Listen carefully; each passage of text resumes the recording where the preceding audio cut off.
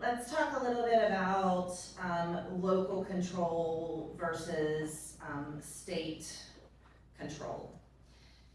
Tennessee's legislature has repeatedly overruled or limited local governments on issues ranging from public health to schools to labor standards to local governance.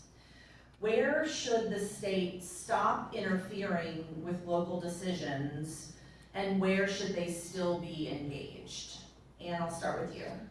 So decisions need to be made at the lowest possible level. Most of our decisions should be made at the county level as far as things like, should we have partisan county commission elections, okay? What our schools should be, you know, what the state should be doing is saying, we're providing this minimum amount of funding to support our schools, for example. And some requirements like, you gotta educate everybody. You can't locally say, well, I'm not gonna support people, educate people of color. There's some basic rights we ought to have, and that ought. Thank you. Kelly, same question to you.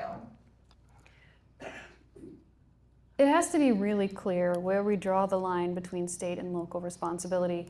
For me, a state needs to be focused on the high-level administrative stuff, budgeting, allocating funds, setting regulations, dealing with safety issues, dealing with the different kinds of standards that we need to make sure that things are functioning equally across the state.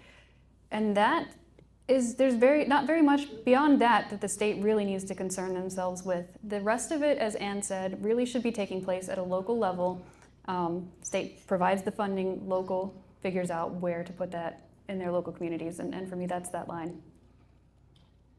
Thank you. As a follow-up, would you say there are any areas where local communities should have less power than they do now? I think our libraries are a pretty good example. A bunch of people in this room, I'm sure, would agree. Look, access to books should be equal, and it goes back to what I mentioned about, you know, the state staying out of things that are not affecting safety. They're not affecting, you know, these broader administrative things. They should be, however, charged with making sure things are equal. And library book access is one of those things that needs to be protected. It needs to not be varying from state to state, or from county to county or area to area, because then you get children who have varying exposure, varying education levels. It's just not a solution that we need. It doesn't end well for us. So yeah, I think libraries is a fantastic example of where the state needs to step in to make it equal. Thank you.